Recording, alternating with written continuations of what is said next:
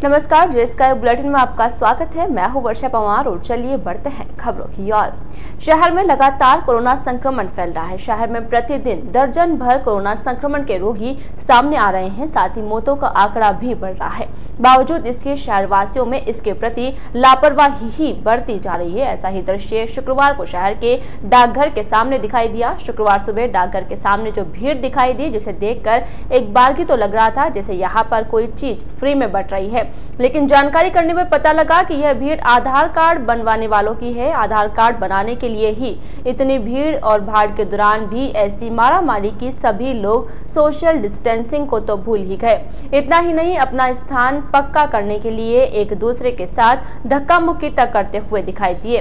डाकघर के सामने लगी यह भीड़ खतरनाक साबित हो सकती है, क्योंकि प्रतिदिन शहर के प्रत्येक हिस्से से कोरोना संक्रमण के मामले सामने आ रहे हैं। ऐसी स्थिति में अगर एक भी व्यक्ति संक्रमित परिवार या फिर स्वयं संक्रमित हो तो फिर क्या हालात होंगे, इसका अंदाजा सहज ही लगाया जा सकता है। मालूम हो कि 4 माह बाद राज्य सरकार की गाइडलाइन के बाद शहर के मुख्य डाकघर में नए आधार कार्ड बनाया था अपडेशन का काम शुरू हुआ है। बुधवार से यहां पर आधार कार्ड बनाए जा रहे हैं। अधीक्षक एनएम माली के अनुसार डाकघर में प्रतिदिन केवल 50 आधार कार्ड ही बनाए जाते हैं, लेकिन यहां पर प्रतिदिन लोगों की भीड़ उमड़ रही है। उमड़ती भीड़ के कारण लोगों को काबू में करना मुश्किल होता जा रहा है। उधर डाकघर में प्रतिदिन हो रही भीड़ को देखते हुए अधीक्षक डाकघर एनएम माली ने उपखंड अधिकारी को एक पत्र लिखकर भीड़ को नियंत्रित। शहर मेवाड़ी गेट बाहर स्थित प्रताप कॉलोनी में चल रहे सीवरेज लाइन कार्य के दौरान बाल श्रमिकों से काम करवाने की शिकायत पर शुक्रवार को चाइल्ड लाइन तथा श्रम विभाग के संयुक्त तत्वावधान में कार्यवाही की गई। कार्यवाही के दौरान गठित दल ने मौके पर जाकर कार्यवाही करते हुए वहां पर कार्य में लगे 2 बाल श्रमिकों को पकड़ा। बताया जा रहा है कि मौके पर नियोजक के खिलाफ कार्यवाही की जाकर दोनों बाल श्रमिकों को चाइल्ड लाइन अजमेर के कार्यकर्ताओं के हवाले कर दिया गया। साथ ही मौके पर उपस्थित नियोजक को भविष्य में बाल श्रमिकों को काम पर नहीं रखने के लिए हिदायत भी दी गई। श्रम कल्याण अधिकारी सुनील कुमार यादव ने बताया कि शुक्रवार को चाइल्ड लाइन अजमेर के चेतन सिंह तथा अश्विन कुमार ने बताया कि शहर के मेवाड़ी गेट क्षेत्र के प्रताप नगर में चल रहे सीवरेज लाइन कार्य के दौरान बाल श्रमिकों से कार्य करवाया जा रहा है। यादव ने बताया कि जानकारी के बाद श्रम विभाग के श्रम निरीक्षक अशोक कुमार मीणा के नेतृत्व में एक टीम का गठन किया जाकर मौके पर दबिश दी गई, तो वहां पर मौके पर 2 बाल श्रमिक कार्य करते हुए पाए गए, जिन्हें वहां से मुक्त करवाकर चाइल्ड लाइन के हवाले किया गया। यादव ने बताया कि बाल श्रमिकों के अभिभावकों से बातचीत की जाएगी तथा भविष्य में उन्हें बाल श्रम के लिए नहीं भेजने की समझाइश की जाएगी, अन्यथा दोनों बच्चों को बाल सुधार गृह भेजा जाएगा। जानकारी मिली है कि सीवरेज लाइन खुदाई कार्य करने वाला ठेकेदार गुजरात राज्य का है तथा दोनों बाल श्रमिक भी गुजरात के ही रहने वाले हैं।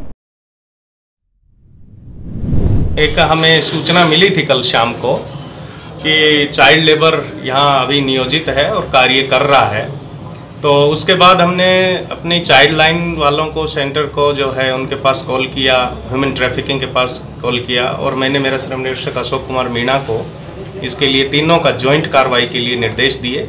और उस जॉइंट कार्रवाई में इन्होंने रंगे हाथ वहाँ जो बच्चे को पकड़ा और उसके बाद रेस्क्यू किया और उसको CWC को आगे हम सौंप रहे हैं, और उसके लिए काउंसलिंग भी की जाएगी बच्चे के पिताजी से, और काउंसलिंग करके इस जन कल्याण और मानवीय काम को कि बच्चा उस काम में नियोजित ना रहे, और सरकार के जो उद्देश्य हैं, सरकार के जो कल्याणकारी उद्देश्य हैं, उनकी आपूर्ति के लिए भरसक प्रयत्न किए जा रहे हैं। इसके बाद अगर वो बच्चा मतलब कि है चाइल्ड लेबर में, तो उसके खिलाफ ह्यूमन ट्रैफिकिंग वाले FIR लॉन्च करवाएंगे और आगे की कार्रवाई की जाएगी। बच्चे 2 पाए गए हैं और आगे भी जो वहाँ पर नियोजक था उसको हिदायत दी है मौखिक रूप से भी और मानवीय तौर पे कि अब तो इस पे तो कार्रवाई होगी और आगे से भी ऐसा ना करें। वर्तमान में हमें जो 2 बच्चे मिले थे उसमें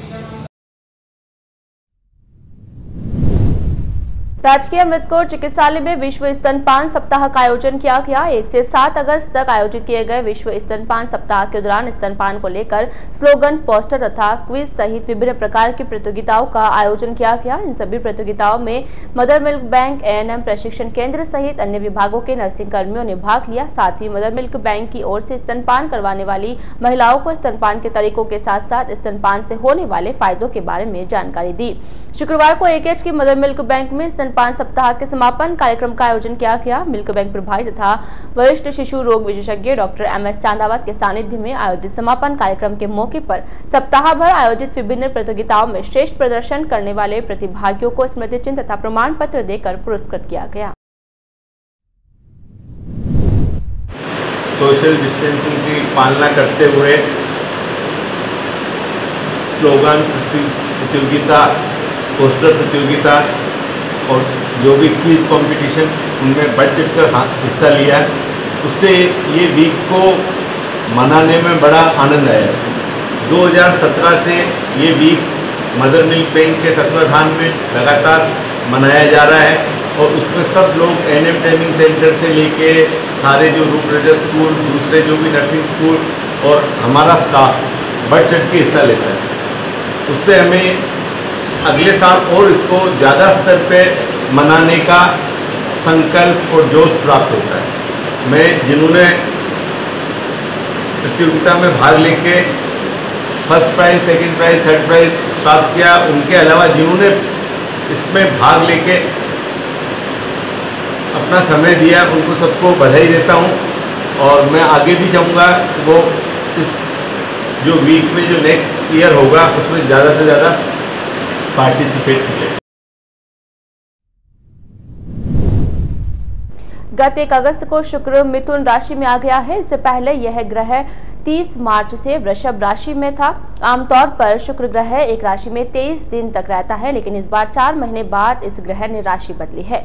अब 31 अगस्त तक मिथुन राशि में रहेगा, फिर कर्क राशि में चला जाएगा। शुक्र के अपने मित्र बुध की राशि मिथुन में आने से मौसमी बदलाव होंगे। शुक्र का राशि बोलना देश के लिए शुभ रहेगा, जिसका असर मौसम, देश, दुनिया व सभी राशियों पर पड़ेगा। शुक्र के राशि बदलने से मिथुन, वृष, मेष, मीन, कुंभ, वृश्चिक, तुला और सिंह राशि वाले जातकों के लिए अच्छा समय रहेगा। मकर और धनु राशि वालों के लिए मुश्किलें बढ़ सकती है। वहीं कन्या और कर्क राशि वाले लोगों के लिए मिला-जुला समय रहेगा। देश में शैक्षणिक और धार्मिक गतिविधियां बढ़ेगी। पूर्वी देशों और पूर्वी राज्यों में बारिश अधिक हो सकती है। बाढ़ की सी संभावना बन रही है। देश के अन्य हिस्सों में मौसम और वातावरण अनुकूल रहेगा। दक्षिणी राज्यों के लिए यह समय अच्छा रहेगा। राजनीतिक नजरिए से देश के दक्षिणी राज्यों के लिए समय अच्छा रहेगा। देश की राजनीति में कोई नया चेहरा सामने आ सकता है। महंगाई में भी कमी आने के योग बनेंगे। अंतर्राष्ट्रीय संबंधों में सुधार हो सकता है। विरोधी शक्तियां कमजोर होगी। पंडित खेमचंद शर्मा का कहना है कि शुक्र के मिथुन राशि में आ जाने से मकर और धनु राशि वालों की मुश्किलें बढ़ सकती है। इन दो राशि वाले लोगों को संभल कर रहना होगा। कामकाज में रुकावटें आ सकती है। विवाद होने की आशंका है। धन हानि और सेहत संबंधी परेशानियां भी हो सकती है। नए काम की शुरुआत करने से बचना होगा, तो कर्जा भी ना ले। पंडित खेमचंद शर्मा के अनुसार राशियों के लिए यह समय मिला जुला रहेगा। शर्मा का कहना है कि शुक्र के मिथुन राशि में आ जाने से कर्क व कन्या राशि वाले लोगों के लिए मिला जुला समय रहेगा। इन दो राशि वाले लोगों को धन लाभ तो होगा, लेकिन खर्चा भी हो जाएगा। कुछ मामलों में सितारों का साथ मिलेगा। वहीं कामकाज में इसकावरे, तनाव तथा विवाद होने की भी आशंका है। सेहत संबंधी परेशानी भी हो सकती है। कोविड-19 के चलते उत्पन्न हुए आर्थिक संकट के दौर में आमजन को रियायतें देने के लिए राज्य व केंद्र सरकार लगातार प्रयासरत है। सरकार की ओर से विभिन्न क्षेत्रों में लोगों को अलग अलग प्रकार से सहायता प्रदान की जा रही है। राज्य सरकार के आदेशों के निदेशालय कॉलेज शिक्षा ने प्रदेश के समस्त निजी महाविद्यालयों को आदेश जारी कर कोविड-19 वैश्विक महामारी की स्थिति में वसूली में शिथिलता बरतने के निर्देश दिए हैं। निर्देशों में बताया कि निदेशालय को लगातार शिकायत मिल रही थी कि निजी महाविद्यालय विद्यार्थियों से फीस वसूली में बरत रहे हैं। इसके अलावा निजी महाविद्यालयों की ओर से फीस वसूलते वक्त विलंब शुल्क वसूला जा रहा है। इसके अलावा निदेशालय को शिकायत मिली कि निजी महाविद्यालयों द्वारा उन सुविधाओं की भी फीस वसूली जा रही है जिनका विद्यार्थियों ने उपयोग तक नहीं किया है। लगातार मिल रही शिकायतों के बाद अब निदेशालय निजी महाविद्यालयों को निर्देश जारी कर फीस वसूलते वक्त संवेदनशीलता बरतने के निर्देश दिए हैं। निदेशालय ने कहा कि कोविड-19 के दौर में आर्थिक गतिविधियां शिथिल होने के कारण लोगों की आय पर बुरा असर पड़ा है। इसलिए निजी महाविद्यालय अपने यहाँ अध्ययनरत विद्यार्थियों से फीस लेते वक्त संवेदनशीलता का परिचय दे व फीस वसूली में राहत बरते। वर्धमान कन्या महाविद्यालय के प्राचार्य डॉक्टर RC लोढ़ा ने बताया कि निदेशालय से आदेश मिले हैं। हमारे द्वारा पहले से ही महाविद्यालय में अध्ययनरत छात्राओं पर फीस को लेकर कोई दबाव नहीं बनाया जा रहा है। वहीं अब निदेशालय से आदेश मिलने के बाद समस्त निर्देशों की भी पालना की जाएगी। 5 अगस्त 2020 को जो सर्कुलर आया है उसके अनुसार कोविड-19 के कारण अभी पेरेंट्स की आर्थिक स्थिति काफ़ी कमज़ोर हो गई है। इन सब बातों का Shri Vardhaman PG girls college Beawar ने पूर्ण ध्यान रखा है। हमने बच्चों के एडमिशन में पहले हम 2 किस्त में पेमेंट देते थे, लेकिन इस वर्ष हमने 4 किस्तें नहीं 5 किस्त, और जो गरीब बच्चे हैं उनके मंथली बेसिस पर भी फीस की हमने हाँ कर दी है। और साथ ही साथ यहाँ का जो प्रबंध मंडल है उन्होंने स्पष्ट निर्देश दे रखे हैं कि अगर कोई बच्ची गरीब है तो उनको महाविद्यालय की तरफ से स्कॉलरशिप भी दी जाए। करीब अभी तक इस सेशन में 50 बच्चों की कुल साल भर के यहाँ पर 6,000 रुपये वार्षिक फीस है आर्ट्स के लिए। इसमें भी हमने 1,000, 1,500, 2,000 रुपये तक की बच्चियों को स्कॉलरशिप भी दी है, जिससे बच्चे समय पर कॉलेज में आ सके तथा डेली 1 महीने से सेकेंड ईयर और थर्ड ईयर के बच्चों को हर एक सब्जेक्ट का वीडियो घर पर ऑनलाइन मिल रहा है। 500 बच्चों में से आज तक किसी भी बच्चे की कोई कंप्लेंट नहीं आई है। उनको टाइम पर बिल्कुल neat and clean at least half an hour के वीडियो दिए जा रहे हैं। एंड अगेन मैं ब्यावर के पेरेंट्स को कहूँगा कि आप इस महाविद्यालय में अपनी बच्चियों को एडमिशन कराएं। यहाँ पर उनको किसी प्रकार की कोई दिक्कत नहीं आने दी जाए। शहर में हर रोज कोरोना का कहर जारी है। प्रतिदिन कोरोना संक्रमितों की संख्या में इजाफा हो रहा है। शहर में गुरुवार रात में एक साथ 22 पॉजिटिव केस सामने आने के बाद शुक्रवार को 9 और पॉजिटिव केस सामने आए हैं। कुल मिलाकर गुरुवार और शुक्रवार को शहर में कोरोना पॉजिटिव रोगियों की संख्या 31 हो गई है।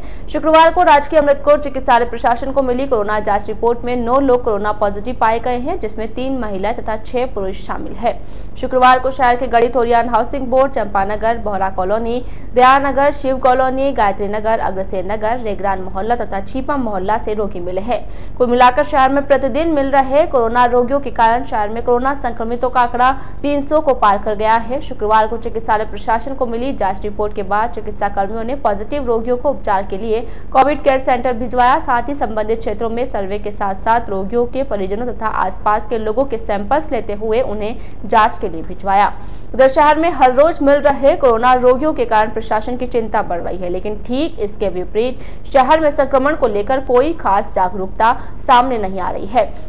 शहरवासी बेखौफ होकर शहर में इधर उधर घूम रहे हैं। प्रशासन को इनके खिलाफ कार्यवाही करते हुए बिना मास्क वालों तथा सोशल डिस्टेंसिंग की पालना नहीं करने वालों के खिलाफ कार्यवाही करनी पड़ रही है। बावजूद इसके शहर में हर तरफ भीड़ ही भीड़ दिखाई दे रही है, जो कि यह आमजन के लिए ठीक नहीं है। आमजन को चाहिए कि कोरोना संक्रमण की इस कड़ी को तोड़ने के लिए सरकारी गाइडलाइन की पालना करते हुए बिना काम के इधर उधर घूमने से बचना चाहिए।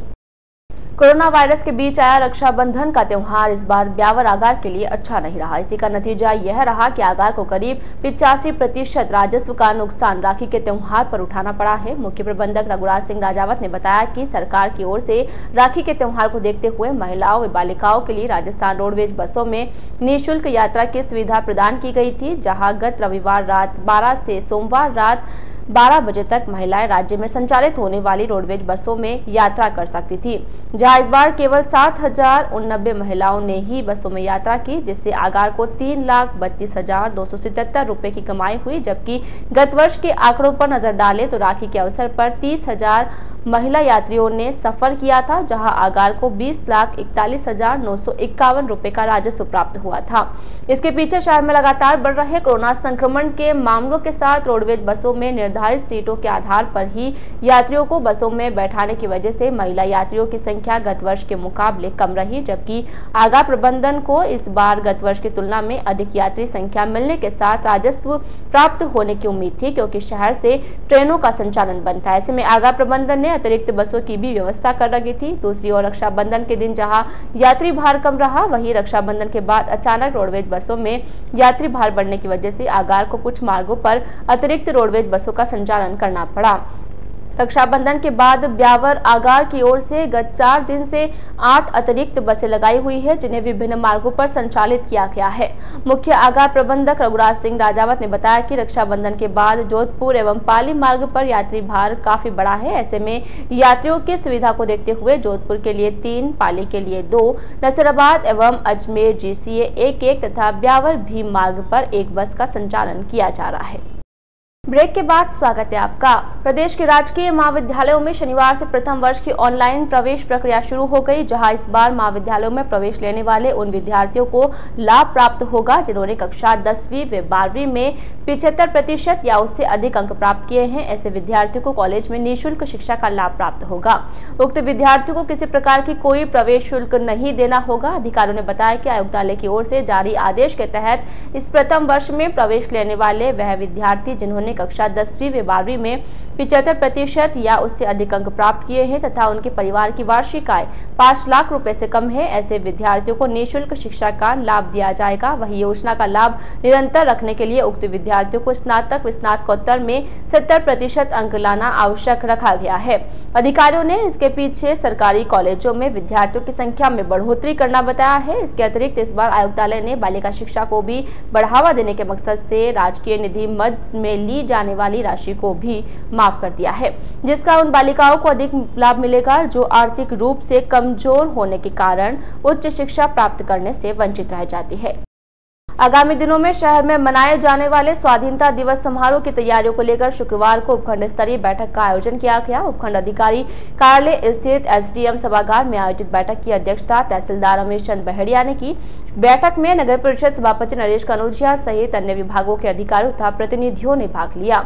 बैठक को संबोधित करते हुए तहसीलदार बहेड़िया ने बताया कि चूंकि वर्तमान में कोरोना संक्रमण चल रहा है, इस लिहाज से किसी भी विभाग की ओर से सार्वजनिक रूप से स्वाधीनता दिवस समारोह का आयोजन नहीं किया जाएगा। इस दौरान न ही मिशन ग्राउंड पर सार्वजनिक रूप से बच्चों का व्यायाम प्रदर्शन तथा परेड आदि होगी। केवल सभी सरकारी विभागों में सरकार की गाइडलाइन की पालना करते हुए ध्वजारोहण किया जाएगा, जिसमें भी सोशल डिस्टेंसिंग की पूर्ण पालना की जाएगी। सादगीपूर्ण तरीके से आयोजित होने वाले समारोह के दौरान कोरोना फाइटर्स का सम्मान किया जाएगा। इसी प्रकार स्कूलों में भी केवल ध्वजारोहण का कार्यक्रम आयोजित किया जाएगा। बैठक में AK से deputy controller doctor MK Agarwal, आगार प्रबंधक RS राजावत, DTO से निरीक्षक देवेंद्र कुमार, विद्युत विभाग से AN सुरेश चंद फुलवारी, जलदाय विभाग से AN SD गहलोत, नगर परिषद से AN चिराग गोयल तथा देवीलाल, पशु चिकित्सक डॉक्टर जावेद हुसैन, पटेल स्कूल प्राचार्य राजेश जिंदल, सार्वजनिक निर्माण विभाग से AN SS सलूजा सहित अन्य अधिकारी उपस्थित थे। आज जो उपखंड स्तरीय मीटिंग आयोजित की गई है वो 15 अगस्त स्वाधीनता समारोह को किस प्रकार से आयोजित की जानी है उसके संबंध में आयोजित की गई है। सभी अधिकारियों को निर्देशित किया गया है कि कोरोना-19 एडवाइजरी का पालन करते हुए सादगीपूर्ण रूप से इस कार्यक्रम को आयोजित किया जाए।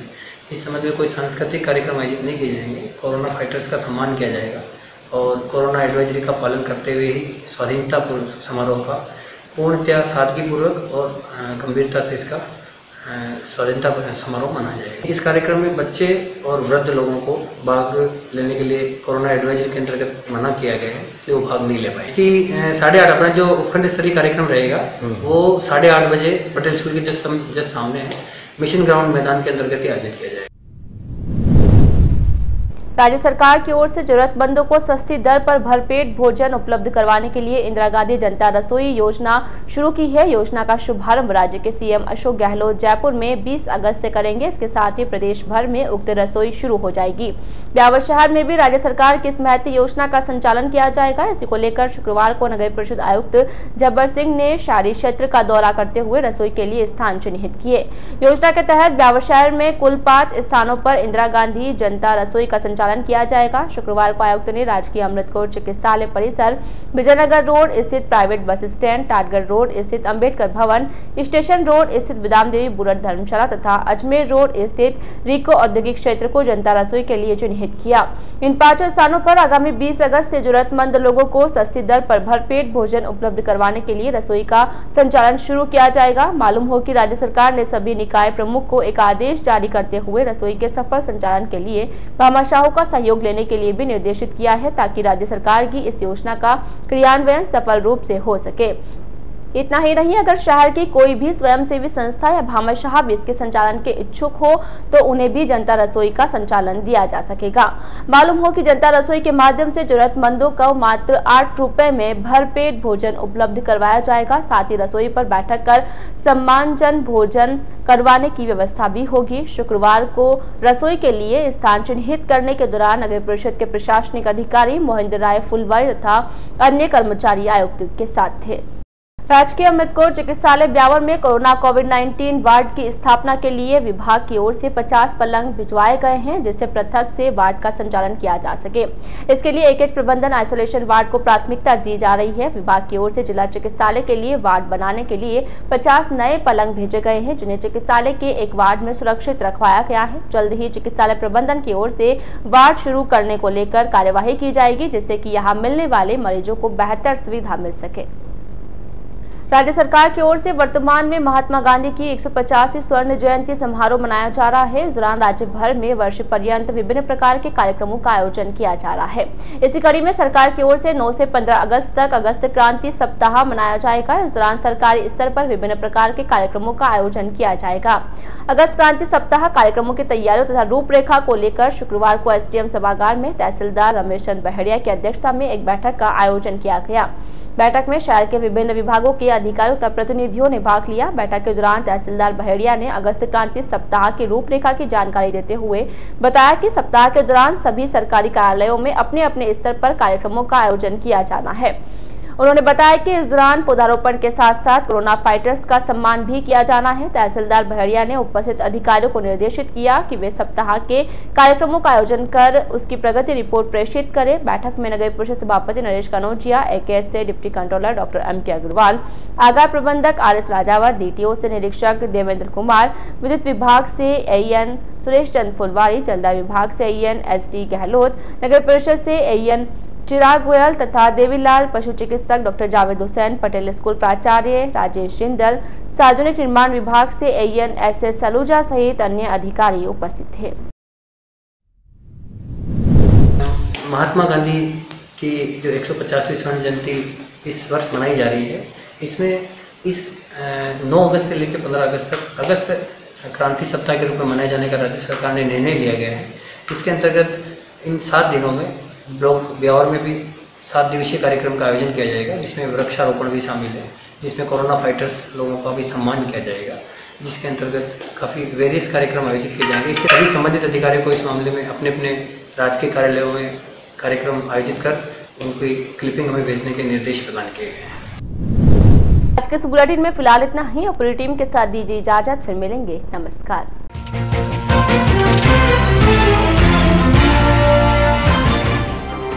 कोरोना के बढ़ते संक्रमण के बीच यह हालात सबसे खतरनाक। आधार कार्ड बनाने के दौरान उड़ रही नियमों की धज्जियां।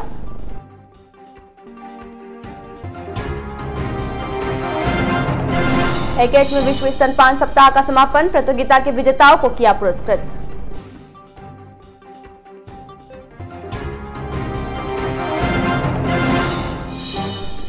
सीवरेज लाइन कार्य पर चाइल्ड लाइन ने पकड़े 2 बाल श्रमिक, नियोजक के खिलाफ की जाएगी कार्यवाही।